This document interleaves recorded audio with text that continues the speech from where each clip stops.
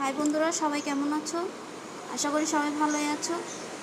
তো এখানে আমি নিয়েছি 6 পিস কাতলা মাছ। কাতলা মাছগুলো আমি ভাজি করে রেখেছি।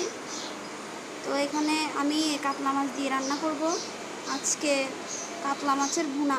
তো এই কাতলা মাছের ভুনা রেসিপির জন্য আমি এখানে কিছু পেঁয়াজ, টমেটো, কাঁচামরিচ আর আদা ব্লেন্ড করে নিয়েছি প্রথমত। তারপর এখানে কিছু ধনেপাতা কুচি নিয়েছি। তো বন্ধুরা, চলো আমি কিভাবে রান্নাটি করছি তোমাদের সাথে শেয়ার করি। আমি একটি কড়াইয়ে পরিমাণ মতো তেল দিয়ে তেলটি কিছুক্ষণ একটু গরম হয়ে আসলে এখানে দিয়ে দিলাম তেজপাতা আর একটি দারচিনি।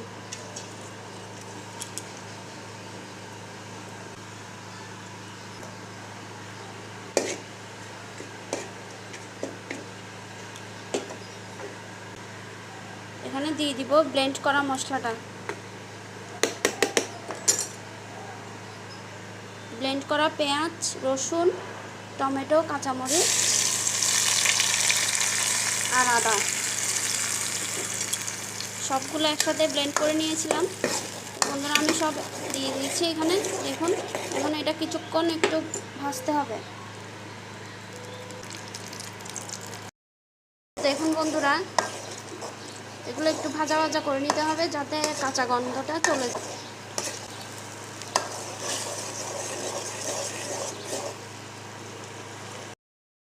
তো বন্ধুরা, মশলাটা ভাজা হয়ে গেলে এখানে দিলাম জিরার গুঁড়ি,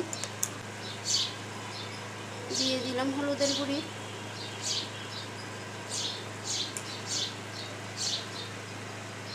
মশলাটা আপনারা আপনাদের পরিমাণ মতো দিবেন। একটু মরিচের গুঁড়ি, তারপর দিয়ে দিবেন সামান্য একটু জল। তারপর এগুলো একটু কষিয়ে মশলাটাকে রান্না করতে হবে।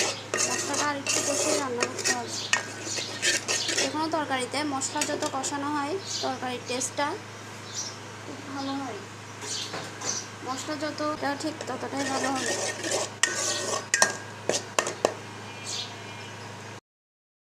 তো বন্ধুরা, আমি এখানে মাছগুলো দিয়ে দিব। এক এক করে মাছগুলো দিয়ে দিব।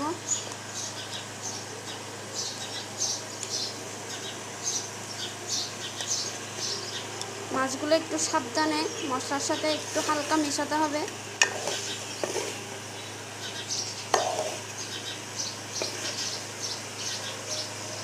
একটু হালকা মেশাতে হবে যাতে ভেঙে না যায়, এটাও খেয়াল রাখবেন।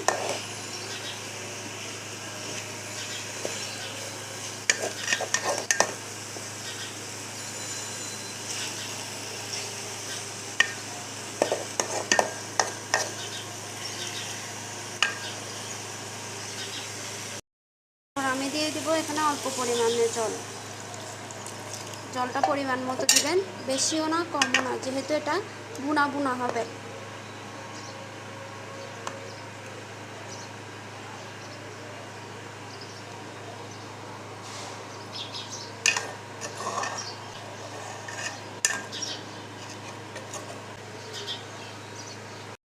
বন্ধুরা, দেখতে পাচ্ছেন ঝোলটা অনেকটা ঘন হয়ে আসছে, মাছটা হয়ে গেছে, অর্থাৎ কাতলা মাছের ভুনাটা হয়ে গেছে।